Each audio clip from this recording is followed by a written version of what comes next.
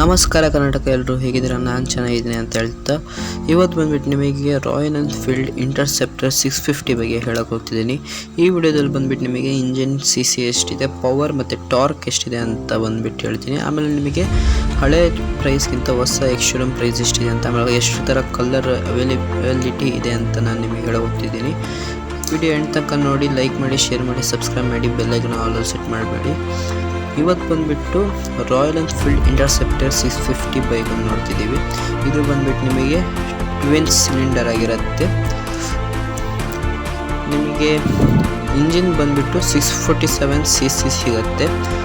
Power ಬಂದುಬಿಟ್ಟು 47 PS ಆಗಿರುತ್ತೆ. Torque ಬಂದುಬಿಟ್ಟು 52 Nm ಇರುತ್ತೆ. ಬ್ರೇಕ್ ಬಂದುಬಿಟ್ಟು ನಿಮಗೆ ಡಿಸ್ಕ್ ಅವೈಲೇಬಲ್ ಇರುತ್ತೆ. ಟೈರ್ ನಿಮಗೆ ಟ್ಯೂಬ್ಲೆಸ್ ಆಗಿರುತ್ತೆ. ವೇಟ್ ಬಂದುಬಿಟ್ಟು 218 kg ಇದೆ. ಇದರಲ್ಲಿ ನಿಮಗೆ inline twin cylinder air cooler engine ಆಗಿರುತ್ತೆ. ಮ್ಯಾಕ್ಸ್ ಟಾರ್ಕ್ ಬಂದುಬಿಟ್ಟು ನಿಮಗೆ 5150 RPM ತನಕ ಇರುತ್ತೆ. ಮ್ಯಾಕ್ಸ್ ಪವರ್ ಬಂದುಬಿಟ್ಟು ನಿಮಗೆ 7250 RPM ತನಕ ಇರುತ್ತೆ.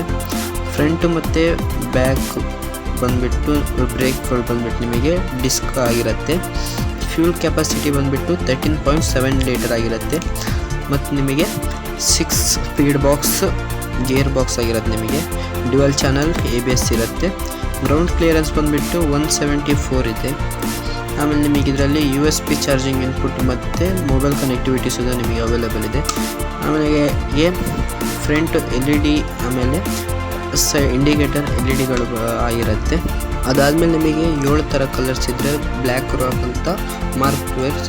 ಆಮೇಲೆ ನಿಮಗೆ ಫೋಟೋ ಕಳಿಸ್ತೀನಿ, ಅದನ್ನ 7 ಥರ ಕಲರ್ಸ್ಗಳಿದ್ದಾವೆ. ಹಳೆ ಎಕ್ಸ್ಟ್ರೀಮ್ ಬಂದುಬಿಟ್ಟು ನಿಮಗೆ 2.98 ಅಂತ ಇತ್ತು. RTO ಇನ್ಶೂರೆನ್ಸ್ ಇರ್ಬಿಟ್ಟು 1.4 ಆಗುತ್ತೆ. ಇದಿಷ್ಟು ನಿಮಗೆ 2024ನ ಇಂಟರ್ಸೆಪ್ಟರ್ 650 ಅಪ್ಡೇಟ್ಸ್ಗಳಾಗಿರುತ್ತೆ. ವಿಡಿಯೋ ಇಷ್ಟ ಆದಲ್ಲಿ